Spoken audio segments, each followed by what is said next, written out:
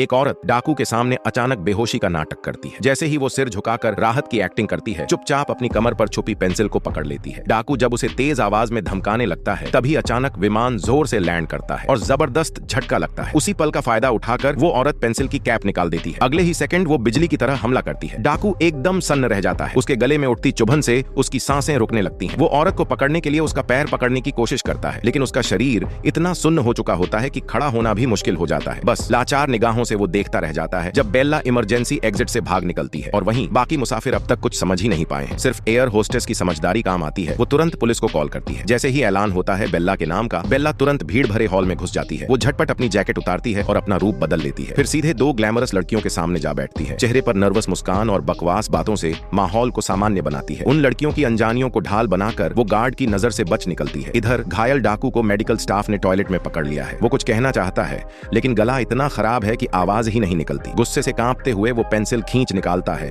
और अपनी पूरी ताकत लगाकर टर्मिनल की ओर दौड़ता है। सिर्फ एक नजर में वो पहचान जाता है। भीड़ में बैठी वो लड़की जो अब मैगजीन पढ़ने का नाटक कर रही है, वही बेल्ला है। वो बिना देर किए उसकी ओर लपकता है और खतरा अब बस एक पल की दूरी पर है।